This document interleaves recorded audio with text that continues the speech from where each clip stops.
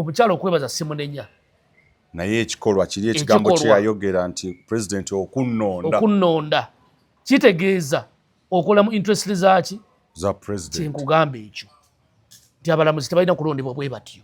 Haji, lwaki mwamalira bannayuganda obudde okukola ssemateeka byonna president n'agamba nti ssemateeka bannanga akoleddwa mulungi nnyo era omuntu anaamusongamu namu yadde olugalo bw'ati ajja kulaba akanvaamu. Lwaki mwamalira abantu bannayuganda tebaamanya nti baweereddwa ssemateeka eteri yaabwe. Ssemateeka yaweebwa teyali yabannayuganda yaffe nga sisitimu ate nga ya pulezidenti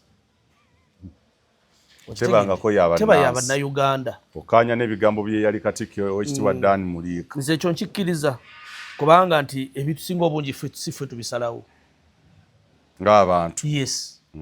Titubisalawo kubanga singa tubisalawo abantu balina buli muntu ebitundu birina byebyetaagisa okuba nti birina okukolebwa. Yes. Naye olwaleero batugamba tulina kuyita mu kino. Ffe tulina ebirowoozo ebiyinza okuza eggwanga lino nga birala nnyo nga tuvudde ku ssente eziweebwa abantu mu bikutiya.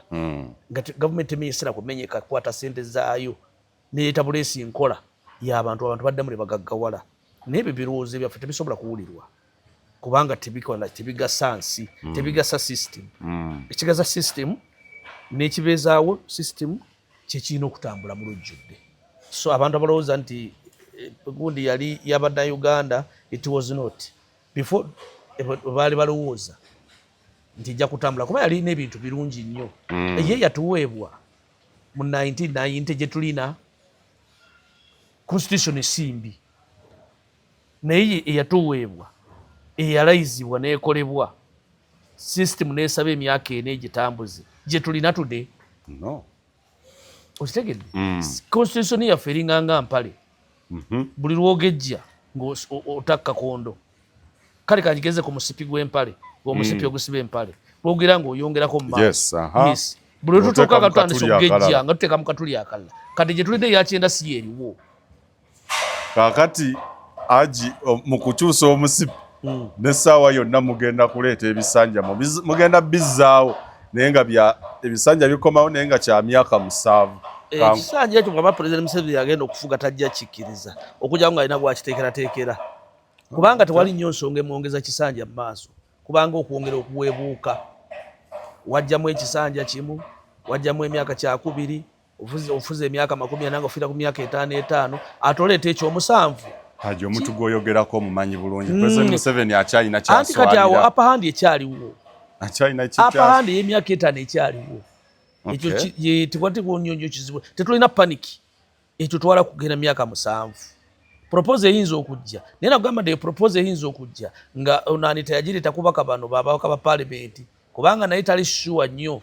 Sebo ne Nobert Mao yakikakasizza nga Minister wa Justice and Constitutional Affairs. Anti kakati bonna banoonya ki? Kati Mao tayinza kukuba ekyo kisanja nga ate bemupiba bakyetaaga ate bagenda omulonda. Wakola mistake ali ku ttaka. Mao tayinza kuva mu siru wakanya kiri kibagasa ku leesi gye bakola ki? Tekigaza President Museveni. Kiri ku leesi eno gye bagendako. Ffe n'abamemba abapya abazze n'abasigaddewo. Katonda n'atuyamba emyaka 7 ne giyita era kaleko. Tufuga emyaka 15 mu bisanja 2. Okitegera gye emyaka 14. Okitegedde? Ate ng'oli mukalu nnyo. Kakati ensonga lwaki nti Mao yabadde alina okyanguyirako nayo kiripirako mangu nnyo. Nti naye kyakola ki? Naye nga bakimanyi mu maaso kiyinza obutakola ki? Obutayita. Naye wano mu ssaawa eno bano bamemba abapya abakayingira tubawe ekyo ekifaananyi. Kakati Mao bw'akisamba aba agenda. Ekyo nkyakirowooza kikyali awo. Haji, nga tumaliza ensonga ey'ebiri eggabo obwenkanya olaba mu akaseera mu maaso we tulaga nti obwenkanya ddala kituufu bunadda munaakwatibwako munaafuna akafansonyi bannayuganda ne mubaddiza obwenkanya ne budda mu nsi yaboobwe. Tekisoboka. Obwavu buli mu ggwanga Uganda tulina buddiza bantu bwenkanya. Obwavu bungi nnyo. Obwenkanya bubeera mu nsi nga jjajjaawo ali ebulemeezi tasuubira kulya ku mupaka wa paalimenti. Nga jjajjaawo ali ebulemeezi tasuubira kulya ku kansala. Jjajjaawo ali ebulemeezi ng'asuubira okulya kasooli we, asuubira okulya ku bijanjaalo, ensogasoga we yali asobola ogiryako, ettooka alitema n'alitunda, emmwanyi agitunda. obwo bwe bwenkanya bw'oyinza okuzza mu nsi nga abantu bonna bali satisfied naye ng'abantu bakyasula enjala okitegedde kasooli n'omulima n'agula ennusu 3 ate kilo y'akawunga ne kagula esinya 22,000 ekyo kyokoso kukitunuulire olina okutunda ekkiro ajako kaddamu kasooli omutunda siringi 3 kilo ye kilo akawunga kagula sinya 22,000 kitegeeza olina okutunda kilo 7 ofune kilo ki emu sukaali kitange kasooli amulima natuukayo nga ali ku nnusu 3 wow naye nga alina ate akawunga okukalya ate alina okutunda kilo 7 asobole okulya akaki obwenkanya kakati obwenkanya obwo bujja kuba buzibu nnyo sukaali wa 10 agenda na mutta bano abaana abato batandise okubeera ki kati okiraba abantu abadde zibeegotika mu Kampala we need to okureducinga abantu abali muki kubanga Kampala mu buli koona tetulina bwetukyusizo ebintu ebyo birina okugera kyobola nti kati ebibuga byonna urbans birina okubeera reduced naye balaga wa olwaliro bye mukola ebyogoba abantu era nawo tewali bwenkanya balaga wa lwa bwavu bagenda kulaga wa n'obwavu obwo so ekyo kyobadde obuuza ekifaanana bwe kityo obwenkanya tebusobola kudda kizibu nnyo ku muntu omwavu obwenkanya toyinza bumuwa ng'asula njala bwenkanya tebuyinza kubeera ku muntu ng'olubuto lukalu ye ayagala kintu kimu ndidde ki okitegedde kale kati ate obwavu bugenda kweyongerako jjo ekyo tujja kyogerako nga tugenze ku bonoba otuuse ku topiki ya lwaki abantu bagobeddwa kuba obwavu bugenda kweyongera kuyitirivu enkoko abadde agyokya abadde agigula kati ejjudde mu biyumba tevaayo obummonde bugenda kukendeera leeti kubadde bukola ki kubadde butambulira kubanga abaana babadde omwo essaawa zino baba baalidde dde obummonde bonna kati saawa eno chipusi yakabye dda wiikendi tewali yasabyeko naki abadde bali ekyennyanja eggaba tayinza kirumba wegamba ebintu byonna bigenda kukendeera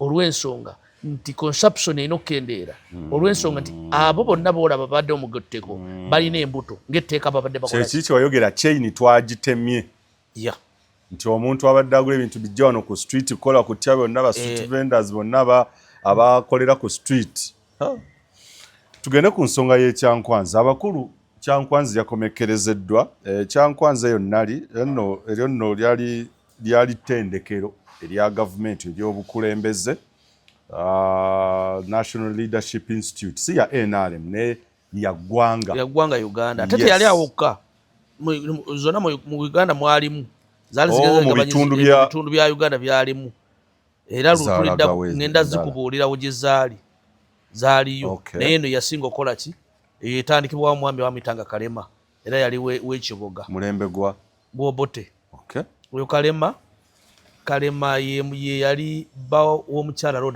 Roda Kalema muwala wa Nsibirwa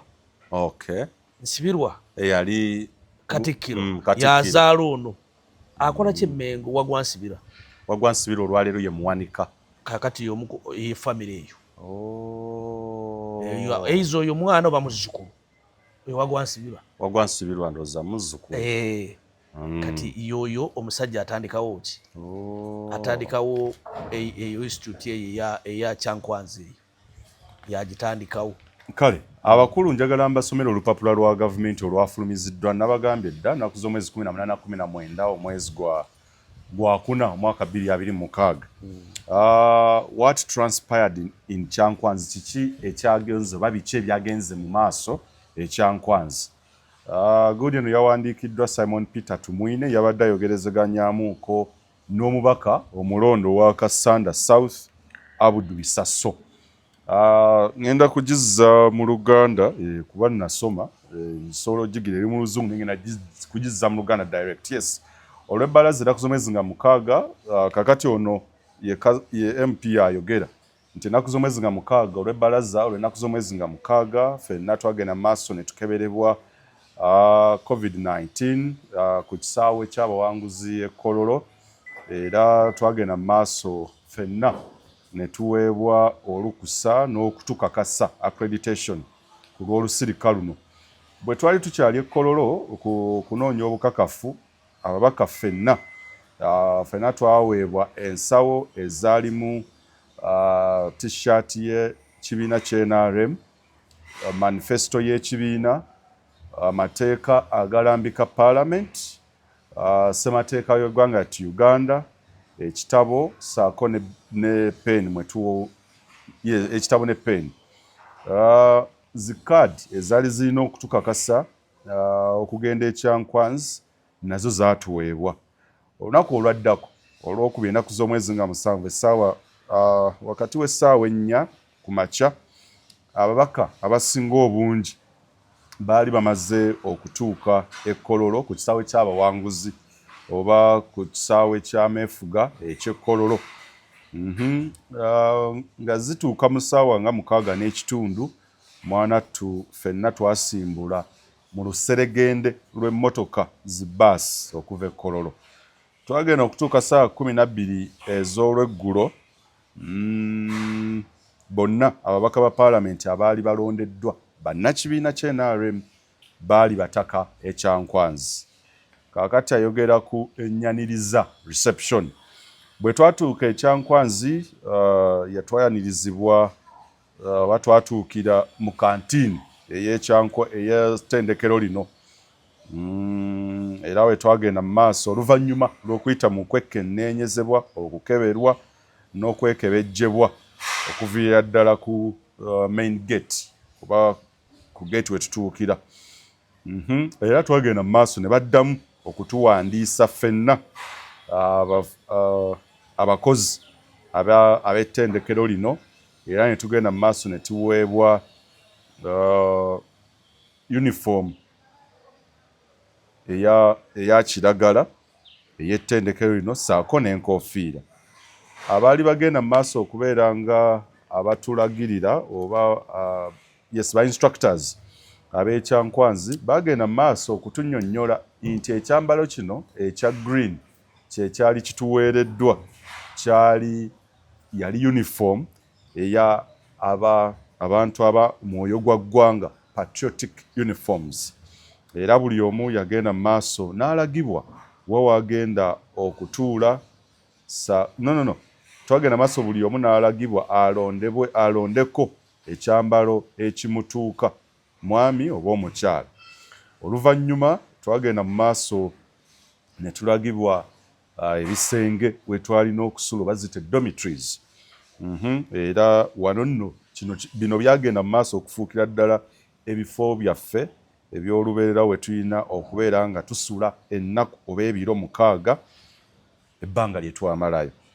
Bino byenkuvuunulira bya omubaka ow'e Kassande eyakalonde Bwabudu Bisaso ng'awayaamu n'omusasi wa Bukedde owa New Vision Simon Peter Tumwini. Agenda mu maaso annyonnyola nti akageri gye tiri nti ffenna tewaali yali waka oba tetwali waka, ffenna twamanya dormitory kye kitegeeza era nga bwe zirina okufaanana. Wabula kyatujja enviiri ku mutwe mwanattu okusanga ebisulo ebiri ku ttendekero lino ery'ennali oba the National Leadership Institute byali bisingira ddala ebisulo byonna ebiri mu masomero mu ggwanga Uganda. Era ye Bisaso talabangako bisulo biri ebyayoyootebwa, ebitemagana, ebiyonjo okuzaama, nti ye talina ssomero mu ggwanga Uganda gye yali alaba ebisulo ba dormitory ng'ezo. Oluvannyuma ng'ababaka bonna saako n'abakulembeze nga bamaze okuweebwa we bagenda okusula, mwanattu twategeezebwa nti twalina okubeera okukuŋŋaana ffenna mu hall oba mu kizimbe mwe tulina okubeera nga tufuna ekyeggulo.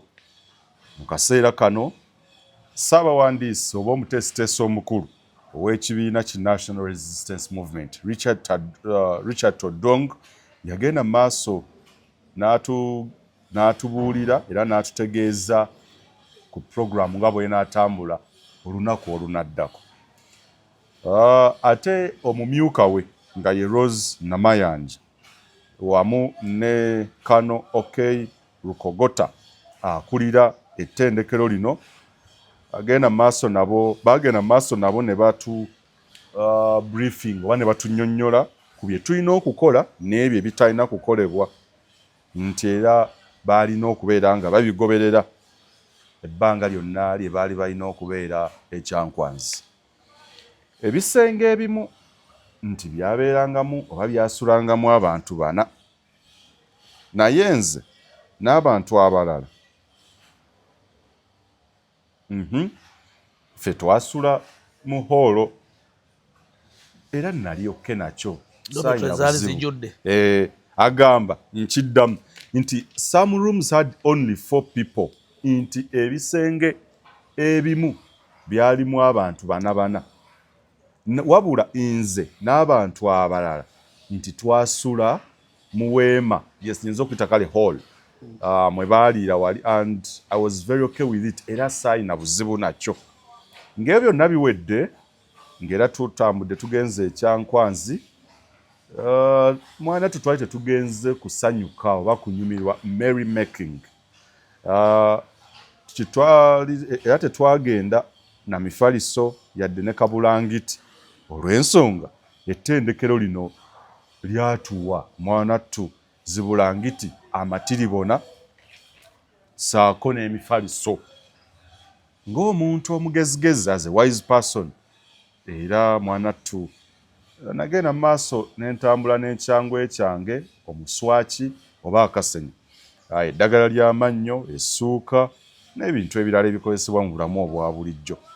Nziramu kikutegeeza nti bino byenkuvuunulira by'omubaka omulonde ow'Amaserengeta g'e Kassanda Abudu Bisaso. Ebinaabiro byali biyitirivu era tewaali nnyiriri zonna ze yalabako ebbanga lye baamalayo, era nti tewaali nnyiriri zonna mu biseera eby'okunaaba. Kaakati ayogera ku kuzuukuka ku ssaawa 10, waking up at 4 am. Ku ssaawa 10 ez'okumakya, abamu ze muyita amatumbi mu budde naye ziba za kumakya, abakozi ku ttendekero lino erya Nnali baagendanga mu maaso buli kumakya okufuuwa kye tuyinza okuyita ekkondeere oba kye muyita effirimbi buli kumakya okutuzuukusa. Era twagenda mu maaso, oluvannyuma ne tweteekateeka okwetegekera dduyiro w'okumakya. Naye kino mukitegeere, kankisome mu Luzungu. Then they ordered us to prepare for morning military drills. Nti oluvannyuma lw'okufuuwa wisoziri oba firimbi, oluvannyuma baalagirwa okweteekateeka okgenda okukola dduyiro ow'ekinnamagye.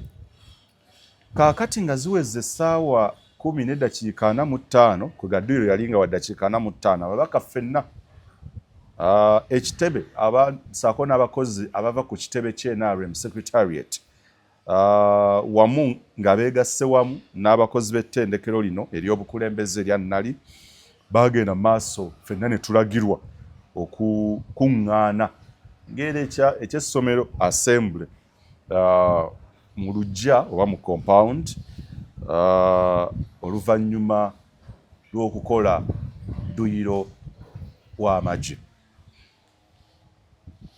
Twatandikanga ne sessions oba n'ebiseera ebyokukola aerobic sessions, okuwugira ebinywa kugamba kolamu okukajjuza, kankiyite bwentyo.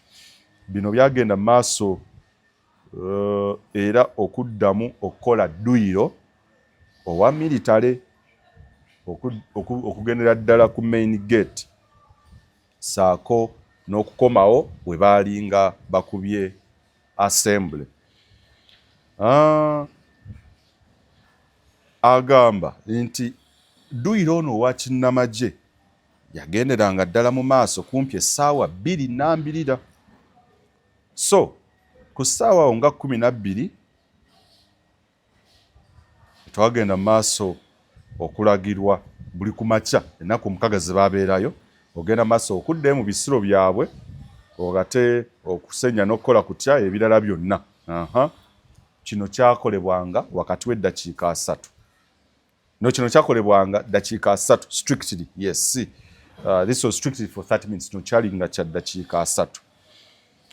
Oluvannyuma etwayolekeranga ku kyenkya okufuna ekyenkya nga zikunukkiriza okwera essaawa ebbiri twagenda maaso okutandika okusoma saako n'okubaako ebintu bye twolesa bye tulaga bakiyita presentation kyagenda maaso okubeera nga kitandika era ebiseera bino byonna byakolebwanga okutuusiza ddala ssaawa 5 ez'okumakya. Naye wakati w'ebyo bye twakolanga era mwalingamu akaseera ak'okwegeyamu n'okukola kutya naye nga ka mirimu kyewandise working breakfast. Kaakati buli lunaku omukulu anyumya engeri gye bagenda maaso okubeera nga bookya omucomo daily bull roasting nti oluvannyuma lwa sessions ezo ez'okumakya oba ebiseera ebyaliwo okumakya byonna bye baakolanga twagenda maaso ne tukola ate ebintu ebirala ebyatutwalanga mu malya g'ekyemisana. Bwe twamaliriza ne tugenda maaso okubeera nga bwe twamalirizanga ne tugenda mu malya g'ekyemisana ate ne tukomawo okuddamu okusomesebwa oba lectures oba lessons eza amalya g'ekyemisana oba afternoon. Kati ate omukulu bull roasting yagikomezaawo. Kale kangikusome nga bwe yagigize nti oluvannyuma lw'okulya ekyeggulo twagenda maaso okwetaba mu campfire session oba okwota omuliro ekyoto eky'obuwaze compulsory campfire session. Oluvannyuma lwa buli session eyo oluvannyuma lwa buli okuyigirizibwa okw'olweggulo baagendanga maaso okwota naye ngeno bwe bookya emisoto gy'ennyama y'ente saako n'ebyokunywa ebiyitirivu ng'ate era abasomesa ku ttendekero no bagenda maaso okubeera nga bongera maaso tusomesa okuyita mu bintu ebitali gimu presentation. Kaakati ebyoto bino byagenderanga ddala maaso okutuusa ddala ssaawa 5 ez'ekiro. Bino nno akunnyonnyola bye baakolanga okuviira ddala lwe baatuuka ekyankwanzi okutuusa lwe baaviirayo. Agamba nti olusirika luno lwavaamu ebibala. It was a fruitful one. Lwali lwa bibala byatalabanga. Naye bwe twali ekyankwanzi twayiga ebintu bye twali tulinako amagezi amatono eddala. So the retreat was a fruitful one. While at Kyankwanzi we learnt that we had little knowledge about certain things. Nti twalina amagezi matono nnyo ku bintu ebisinga obungi oba ebitali bimu. Twagenda maaso okuweebwa omukisa okwogera ku ebisoomooza ebitundu byaffe bye tukiikirira. We were also given an opportunity to talk about the challenges in our constituencies. Kulembeze w'eggwanga yagenda maaso okwanukula n'okuwa ebyokuddamu n'okutema empenda oba n'okugabana empenda butya bwe bagenda okubeera nga bagonjoolamu ebizibu ebyo abantu bye baali boogedde eby'abantu baabwe be bakiikirira. Okugenda maaso okubittaanyaako n'okulaba nga tubigonjoola twagenda maaso okugabanyizibwamu mu zones gamba nga aba Greater Masaka, Greater Mubende, Central Buganda, Greater Ankole, Rwenzori, Tooro, Bunyoro, West Nile, Lango, Karamoja, Bukedi, Bugisu, Busoga, Nacholi, saako n'endala nti bagenda maaso ne babagabanyaamu mu groups oba mu ezo groups nga zaaki nga aga nti to clearly concretize these challenges we were divided nti ogenda maaso okulaba nga ebizibu bino tugenda maaso bigonjoola ogamba buli kitundu kireeta ebizibu ebyakyo naye ng'ate bali wamu kitegedde. These challenges were divided into original zones okugeza aba Greater Masaka ne babeera mu zooni yaabwe ne babeera wamba namere bandi bonna wano aba Greater Mubende ne babeera ne bakola zone group eno mu universities zetwandise discussion groups mu university mwe discussing muleete ebizibu ebiruma abantu bamwe mu gundi eyo mu group eyo nga bagitemamu nti Moses Wamala ne kitaawo Karole mugire mututegeeze bya Central Buganda. Yes. nti aba Central Buganda, Greater Ankole, ab'e Rwenzori, aba Tooro, aba Bunyoro, aba West Nile, Lango, Karamoja, Bukedde, Bugisu, Busoga, Acholi n'abalala bonna nga ababaka abalondebwa mu constituencies ziva mu bitundu ebyo beekolamu akakundi. Kaakati bino byagenda mu maaso okusobozesa buli region ogenda mu maaso okunnyonnyola okugenda ebuziba ebizibu ebisoomooza abantu baabwe, era ne bagenda mu maaso ne babitaboling oba ne babiwa President Yoweri Kaguta Museveni.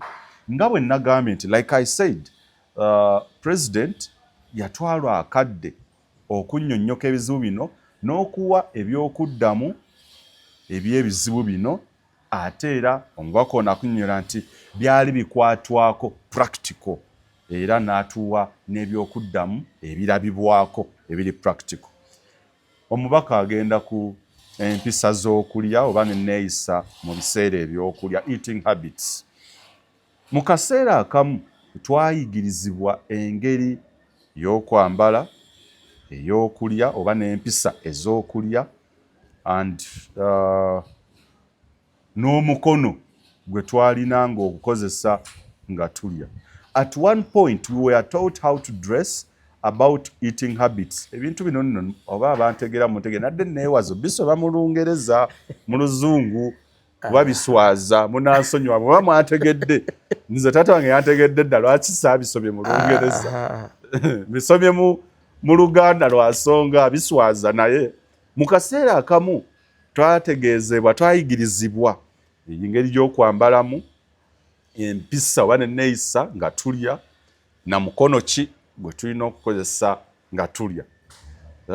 Ekintu ekirala ekyali ekikulu ennyo, twagenda mu maaso okuyigirizibwa engeri gye tulina okweyisaamu mu lujjudde lw'abantu, conduct before the public. Twagenda mu maaso okuyigirizibwa okuyimba oluyimba lw'eggwanga mu lulimi Oluswayiri. Kaakati abaali batusomesa baali bantu nga bali strict nnyo. Twalina okuyimba oluyimba luno ebitundu byonna ng'ate tulina okubikwata nga kyabuwaze. Omukulu agenda ku race ey'obwa sipiika. Agamba nti race y'obwa sipiika oba okuvuganya ku bwa sipiika anaakubiriza olukiiko lw'eggwanga olukulu, agamba nti tekyali ebimu ku ebyo ebyalina okuteesebwako.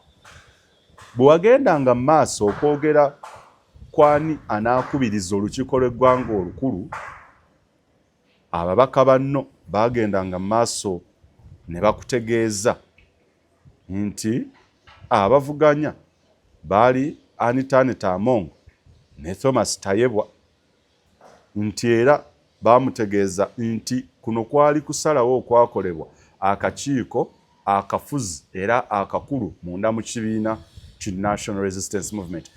This was the decision of the Central Executive Committee, the top organ of the party. So, abantu abalala abavuganya, other contenders, nga Minister w'ensonga z'obwenkanya ssaako n'amateeka munda mu ggwanga Uganda, Norbert Mao, Minisita omubezi ow'amayumba ye Persis Namuganza, omubaka omukyala ow'ekibuga ky'Embaale Lydia Wanyoto, omubaka omukyala owa district y'e Masindi Dr. Florence Asiimwe, ne Alinga South MP elect York Arion Odria, bonna baaliyo ekyankwanzi, naye okubaganya ebirowoozo, the debate, tekwagenda mu maaso kwetooloolera kwabo oba tekwabeetooloolerako. Mu birowoozo by'ababaka ba paalamenti, omubaka ono agamba nti olutuula luli olw'akakiiko akafuzi era akasalawo ebyenkomeredde munda mu NRM kaali kamaze okusalawo oba okusala eggoye ku nsonga eya ani anaakubiriza olukiiko lw'eggwanga olukulu ssaako n'ani anaamumyuka. Yes, abakulu byebyo ebyawandiikiddwa omukulu oli ani Bisaso omukulu ebyawandiikiddwa Simon Peter Tumwine yabadde awayamuuko n'omubaka omulondo w'amaserengeta g'e Kassanda Abdul Bisaso. Ekinkozesezza ekintu ekyo okubisoma mbizze mu lulimi olwaffe wano oluzaaliranwa, bingi biswaza ebiri muno esaagadde kuyisaawo ate muntegedde naye kakati yes session za president ezo mbadde nti session oba ebiseera bya president we yali ekyankwanzi mu budde obw'amalya g'ekyemisana oba yes afternoon kale ssentebe w'ekibiina era ye chairman w'ekibiina NRM ngera ye president w'eggwanga Yoweri Kaguta Museveni yagendanga maaso okujja n'atwegattako naye okubaako okusomesa kwatuwa era yagenda maaso okuddamu mu session zino ez'enjawulo okwanukula ebibuuzo okuva eri ababaka abalonde abapya n'abakadde. So ababaka abasinga obungi oba sessions ezo amalya g'ekyemisana zaali za kubuuza na kwanukula bibuuzo. Twakozesanga ebiseera bino okugenda mu maaso okwogerezeganya ne president era n'okubaganya ebirowoozo ku president byali agenze maaso okubeera nga atusomesa omwali okutuwa endowooza ideology, okutema empenda strategy ne philosophy. Philosophy mu Luganda oba kyekisimanyi naye mukitegedde ndowooza. Omukulembeze w'eggwanga yakakasa era n'agenda maaso okakasa nti buli omu yategeera ensonga ezo ezikwatagana n'endowooza ideology, strategy ne philosophy. Twagenda maaso ebbanga lyonna twali twewuunya President Museveni okwogera kwa ideology, strategy ne philosophy mu kwogera kwe speeches ze. Wabula bwe twali ekyankwanzi twagenda maaso okunnyonnyoka n'okutegeera nti omuntu bw'aba tategeera, bw'aba tamanyi byafaayo oba n'ebyemabega byonna, omuntu oyo tasobola kutegeera bigenda mu maaso oba binajja mu maaso. Nti we have always wondered why President Museveni talks about ideology, strategy and philosophy in his speeches. However, while at Chankwanz we got to understand that if a person doesn't know his past history, he or she can never understand his future. Twagenda maaso okuweebwa ebyokulabirako gamba nga oba twaweebwa ekyokulabirako gamba nga eky'emmotoka egenda maaso okuvuga ng'edda mu maaso, but naye ng'ate endabirwamu yaayo ey'omu maaso oba gite side mirror ng'etunudde mabega. Akugamba ombako nategeeza nti this is because you need to see what is at the back. Kino kya nsonga nnyo nti olw'ensonga nti olina okumanya biki ebiri olina okulaba biki ebiri emabega.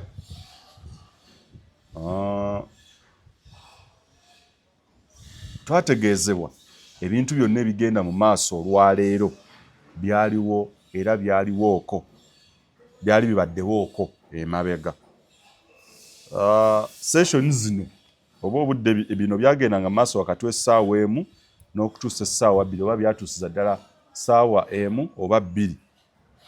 Buli luvannyuma lwa session zonna twagenda mu maaso kitwaddanga mu bisulo byaffe ate oluvannyuma ne twolekera okulya ekyeggulo. Bino bye byali ekyankwanzi nga binyumizibwa omubaka w'amaserengeta g'e Kassanda omulonde Abdul Bisaso.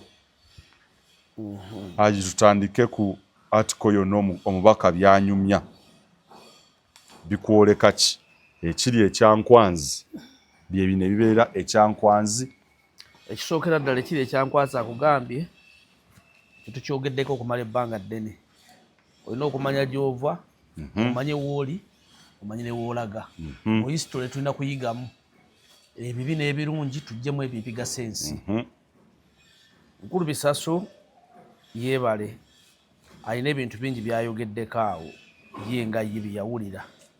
Ekisookera ddala katugende ku kya dometry zaayogerako. Ebisulo gye baasula. Ebisulo byayogerako asooka agenda abuuze munywanyi we Kazibwe Dr. Sam agenda amubuuze ku bisulo ebyali e Kasanda waava nja kwogera waava ye. Agambye talabanga ku bisulo. Agendeko abuuze alabe ku bisulo ebyali ng'emakonzi. Ebiyooyoote ebirungi okuzaamu. Kituufu okuba kuba bino bisulwa baminisita n'abapresidenti n'aba army people. Kituufu nnyo. Naye asooka agende yeebuuze byali bibaddewokko. Kuba tusoma byafaayo. Waava wasinziira e Kasanda byaliwo emakonzi nga bya muntu. Oyo we yasomera bwendowooza ne Kazibwe Dokita wa CBS. Dr. Sam Kazibwe. Yasomera Kasanda. Okay. Amubuuzeeko baba teyabirabako. Ayinza okuba maybe nga sigi yakola ki? So ebibuuzo byabaddeyo. Bwe tugenda ku kya uniform n'okukola drill ezo n'abagamba nti bagenda nga bakola UPDF ki? Military drills okukola dduyiro w'ekinnamagye. Kaakati mwenna ba MOP abagenda mu palamenti y'e12 mugende musobole okulwana okulaba nga mujja abaana abakola drill gye mwayogerako ey'amagye eya NUP. Future eyo drill gye mwakoze yegenda okubateeka munda mwenna. Mu future abantu bagenda kusinziira ku ekyo. Bino biri ku record. Biri ku record. Ate mwe mubyogera ne uniform mwade mwambadde za UPDF. Nabano mbavunaana kuba nti bali ku drill z'amagye nga bambadde uniform etale ya UPDF. Bali munda. Bali tebambadde UPDF uniform. Exactly. Ne mbavunaana kuba nti bali ku parade eyefaanize y'amagye nga bambadde n'ebyambalo ebifaanize byaki bali munda. Mmwe temuli basirikale. Mwambadde UPDF muli mu training y'amagye. Abantu bajja kuba kuvunaana mu maaso gye bujja nga basinziira ku bubonero mukoze eki bumwogeddeko. Ekyo Mukulu Bisaso yakyogedde bamuwadde interview okisomye mu mawulire ga gavumenti kigenze ku record. Ekyo nakyo record nkyamu gye tuli. Abaana baffe abadde ekyenkwazi ne bakulu baffe bayinza okuvunaanirwa mu tteeka eryo erivunaana baliwa. Kati bwe bamwagala ekyo ekintu butakibavunaana mu future mugende mulwana okulaba nti bano abasajja abali eno ekintu kye baakola kyali mu mateeka nga nabwe mukikoze mu mateeka. Agamba ekirala nti olukuŋŋaana luno oba olusirika luno lwavaamu ebibala era we bali ekyankwanzi baayiga n'ebintu bye baali batalinaako yadde kutegeera na kumanya. Kusinziira kakati kyeyayiga mu ekyo kyali ki? Byayiga mu ebyo mwe mbaali okubayigiriza okulya table manners bazita table manners. Yes. Kakati ekyo ekintu kikwewunyisa n'okwewunyisa. Omuntu ali ku kilasi y'obwa MP ali ku kilasi y'okubeera president w'eggwanga Uganda oba bw'omala okubeera MP you can qualify okwesimbawo okubeera president y'eggwanga. Tomanyi ne bwe baliisa bijiiko ku mmeeza. Nakyo ekinyumya nga president bwe yabatutte ekyankwazi n'abayigiriza how to dress, mwambala mutya, fooko gikwata otya, akambo kakwata otya oli emmere, okusala mu nnyama. Okitegeera ebyo byonna babayigire. Mugenda kufuga baani nga temumanyi kubaliisa mmere fooko koki ku mmeeza. Zino nsimbi zaamu wa musolo ze zaateekeddwa. Ebyo ebintu biyigirwa waka. Ffe twabiyiga mu 7 nga tuli waka ku dining table. Abamu bagenze Utali College babayigiriza. Okitegedde abakola mu hotels eyo koose eri eyo. Naye kati ekijumya nakyo wakiyigidde ekyankwanzi.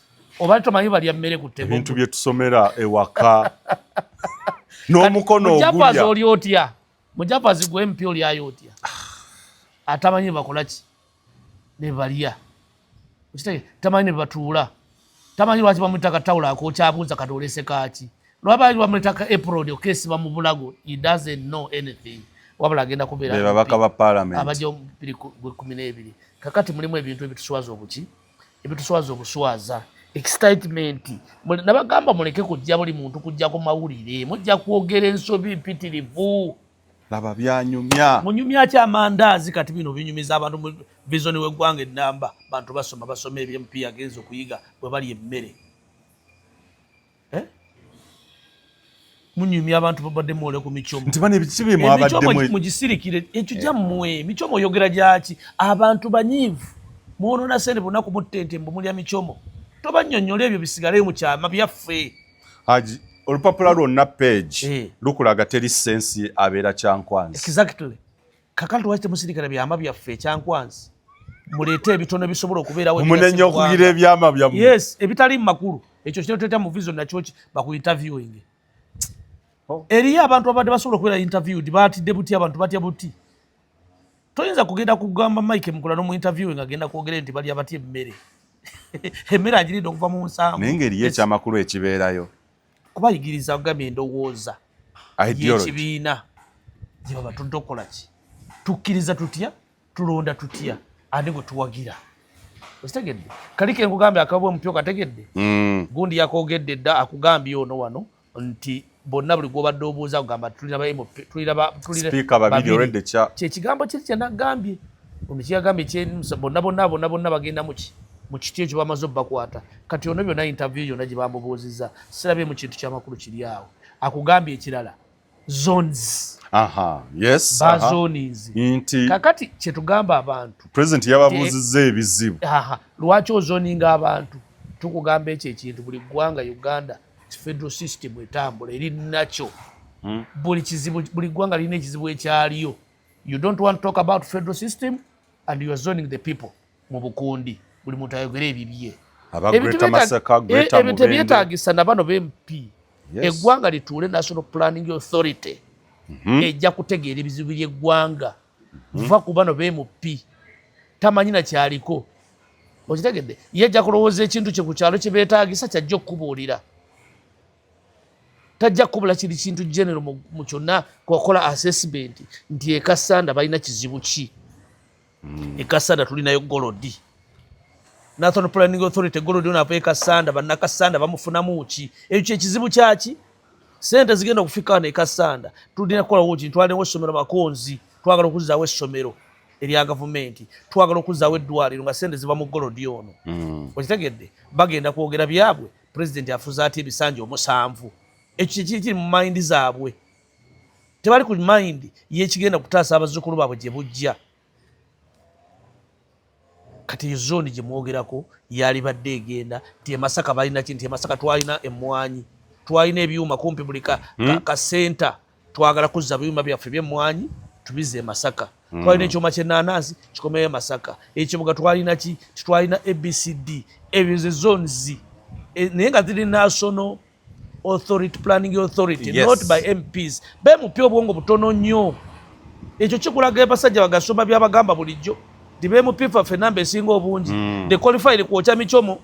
Owulire interviews bakola okuva e Kyankwanzi. You see what are they saying so now?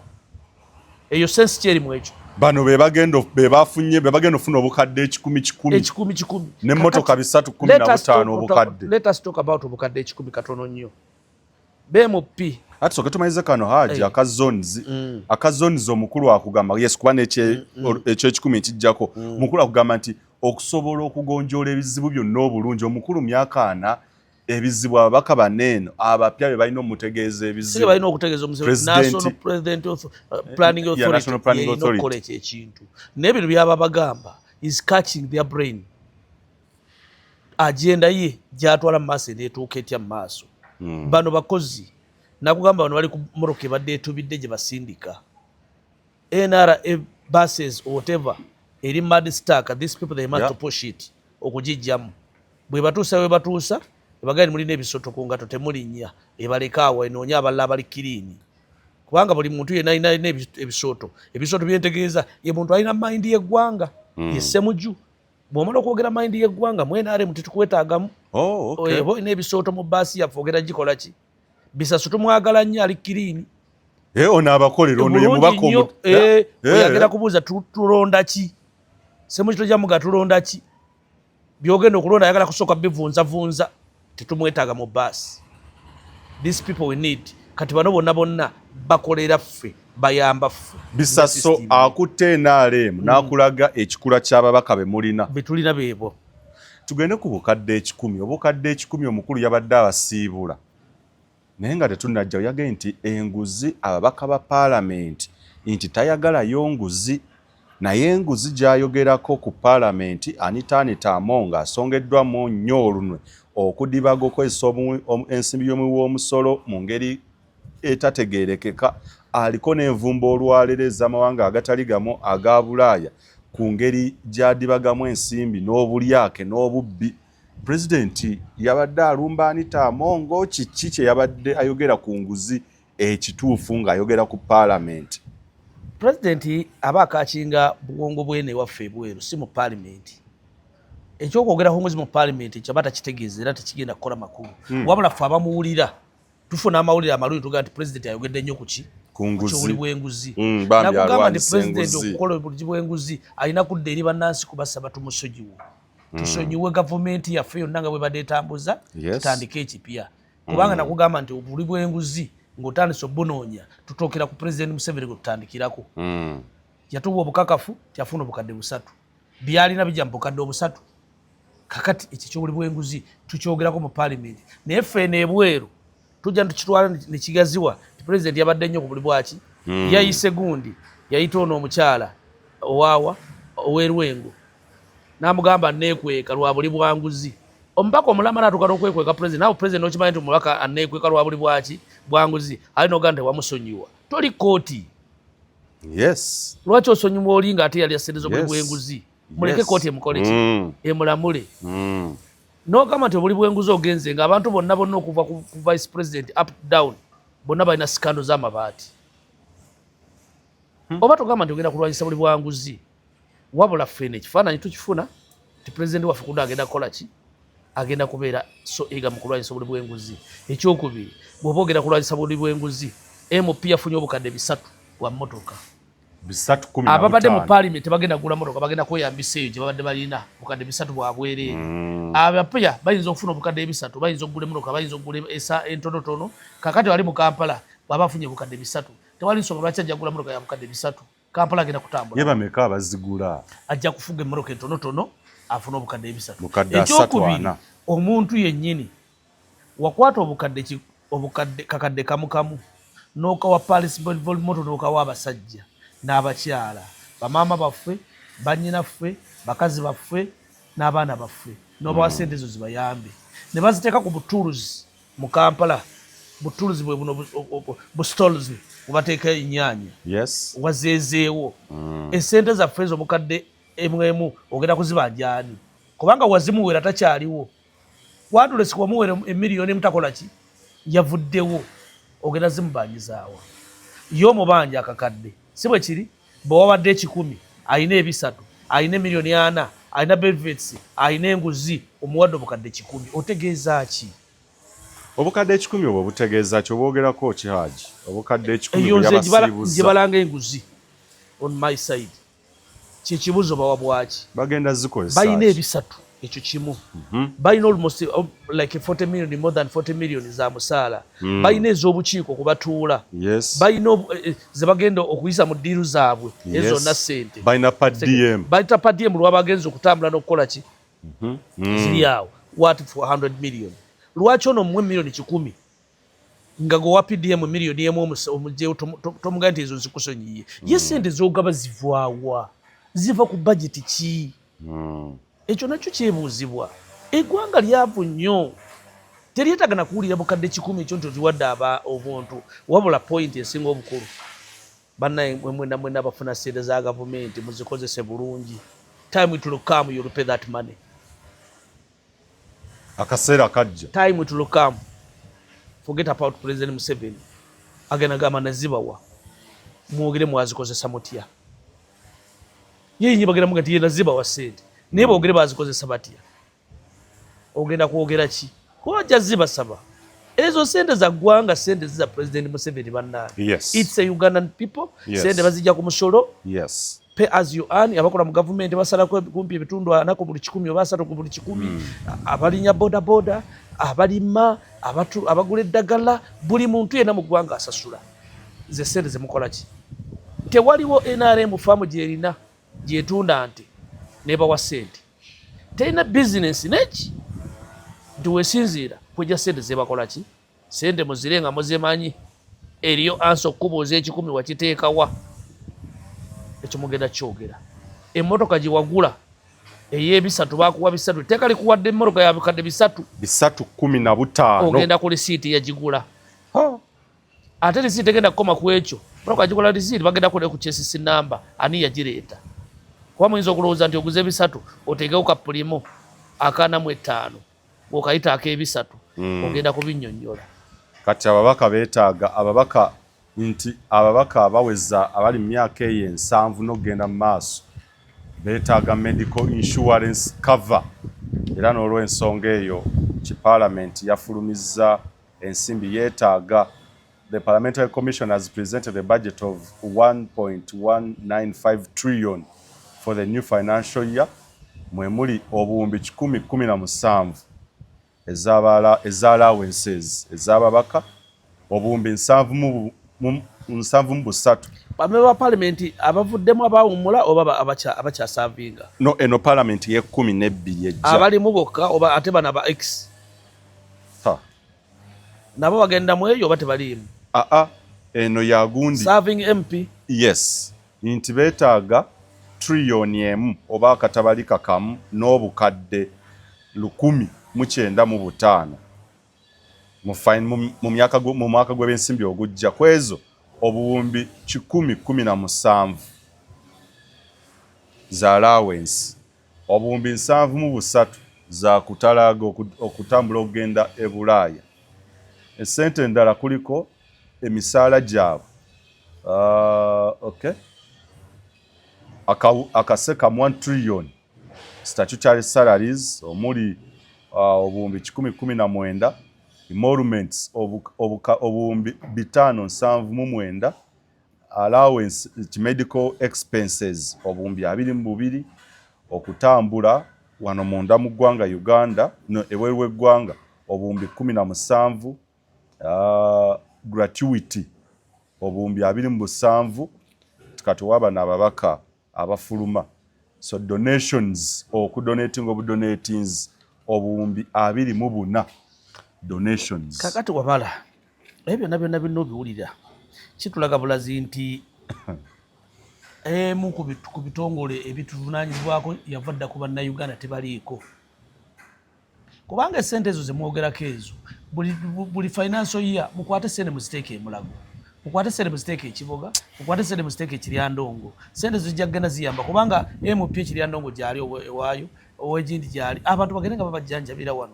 Ekyokubiri speed mwasalawo ne sente mukola eddwaliro ly'Eruwowa mulyongere mu speed bisobole okukola ki okuyamba abantu bakendezeeko wano kubanga omuntu kubajjanjabira wano kijja kukendeeza okutambulizaako abalala kubanga MP gwe batwala alina okugenderako omukyala alina okugenderako omwana we simanya ayinza okugenda abantu nga 3-4 ezo sente ziba nnyingi ne bwe munaamalira eddwaliro ly'Eruwowa yadde lero ligenzemu sente empirivu ezitali ntuufu ndize zirigenzeemu ezibbiddwa zazo nnyingi naye mulimale tukendeeze empeekera zino zigenda okugenderako kubanga wano tajja kulinnya nnyonyi Lubowa tajja kulinnya nnyonyi Land Cruise ejja muleeta emuteekaawo ajja akulabeko kitegeeze expense ejja kubeekoze eki evuddeko okulya kujja kukola ki kujja kukendeerako ekyo kiri awo mukwate sente zino zimugenda okuteekamu nga mugenda e Bulaaya muziteekeko mu malwaliro ga wano lwaki muli mu byokwejalabya byokka bo beefaako nga bo naffe abeesiba ku kibiina ky'NRM tebakyatufanako kati nze zigenda kuntwalawo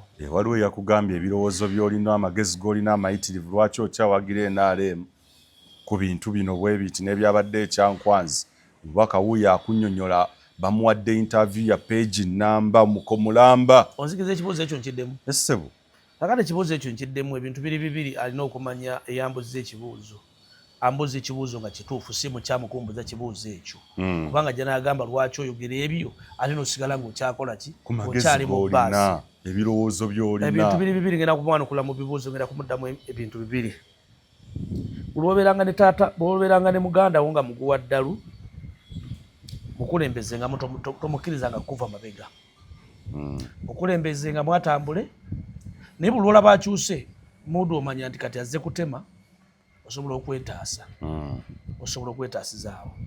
Ekyokubiri bw'obeera ng'olina maama wo nga mulalu oba kitaawo nga mulalu lwana nnyo okulaba nti tayita bwereere gezaako okulaba nti omuteekako abantu oba olina obusobozi wabeera bamutunuulire ate buli obanga omutuuseeko mangu nnyo ng'oyagala okukulinga maama wo nga mulwadde omuga maama enjala ennuma ekyakiwulira bw'oba oli mwana we mama wange enjala eruma n'asirika bw'ate enjala ekuluma tonnalya ky'ogamba nti sinaba kulya omukuulinga eddawuni osobole okubeera naye naye tomwegaana. NRM mama wange yagwa eddalu. Okikkiriza? Yes. Mama wange yakola ki? Yagwa ddalu. Naye nina kimulabirira mpaka lwe ndi muziika nimanya nti mama yakola ki? Nfune mama wange co-wife anatambuza obulamu bwange mu maaso. Mama wange co-wife gwentegeeza nti NRM tulina okutambula nayo mpaka lwe neetereera. Nze nina okujjanjaba NRM mpaka lwe neetereera. Kukibulira bino ebigambo byenjikola ki? Byenjibuulira. Naye bwe nebaganya okutereera bwerifa ndifuna mama omutali tambuza eggwanga kintegeeza omukulembeze omulala etambuza eggwanga likola ki? Bayinza obutantegeera bulungi kankiddemu. Maama wange yagwa eddalu ye NRM. Nja kutambula n'ebuddwaliro lyonna lye nsobola asobole okutereera. Okumujjanjaba eddalu. Atereere asobole okuddamu okungabula nga bwe yalinga akola ki? Naye bw'anaaba alemereddwa nga eddalu liganye bw'anaafa nga nze nkyamujjanjaba nja kufuna maama omuto ye mukulembeze omulala alida mu ggwanga Uganda atambuze eggwanga nga bwe likola ki? Ekifaananyi. Naye sijja kusuula maama wange muganda wange. Kubanga nnoonya maama omulala nedda sijja musuula. NRM maama wange. Abakulu tetujja kusukkawo wano naye ebibanyiiza kambyongerere ddala naye okubatereezaamu allowances z'okugenda ya travel abroad buli obuwumbi 7,300 ate 17 okutravolinga inland ya munda mu ggwanga. Kakati abakulu balina budget ndi ku budget ya parliament okwesanyusaamu entertainment buwumbi 8 n'obukadde 4 beddings clothing food. Naye akatundu ku kintu ekyo nga yadde tumaliriza kankagatteko wambala eggwanga Uganda lina okumanya nti obuzibu bwonna bwonna obuliwo bwaliyo tulina okukkiriza okulekerawo okulonda bannakyalo. Yes. Tulina okukkiriza okulekerawo okulonda abaavu. Bali bannakyalo akunyumiza tulina okulekerawo okulonda abantu abayita abalwanirizi b'eddembe. Abo abantu bali dangerous nnyo mu Africa. Bannakyalo abalwanirizi b'eddembe owokusatu abadde tulina munnakyalo omwavu n'omulwanizi w'eddembe. Abantu tulina obeegendereza ennyo kubanga bw'ogenda okutuna bonna bonna abannabadde beeyita abalwanizi b'eddembe gye bazze bayita bonna tewaliwo likodi nnungi. Ezimbabwe tubalabye, Libya tubalabye, West Africa yonna tubalaba, tulabye tutandise okulaba ebintu byonna abadde beeyita abalungi ng'ebintu tebitambula nga bwe tubikola ki? Nga bwe tubyetaaga. So ebyo byonna byonna ebizibu ebyo tubirwanyise. Mukama Katonda atulabe nti abazzukulu baffe abaana baffe bagaggawadde bajja kujja otufuga nga balina essente. Okitegedde? Ekyokubiri bakulidde mu kibuga kuba kyemadde gamba obwavu bonnakyalo. Ate ekyokusatu si balwanirizi ba ddembe kubanga tebavudde mu nsiko bajja kuva wano osanga banatambuza ensi Katonda bw'anaaba akoze eki. So kankabamalireyo nti bataaga okwesanyusaamu entertainment buwumbi 8 beddings biki byonna footwear n'ebirala byonna kawumbi kamu obukadde 4 obuwumbi 7 bwa mafuta nga parliament.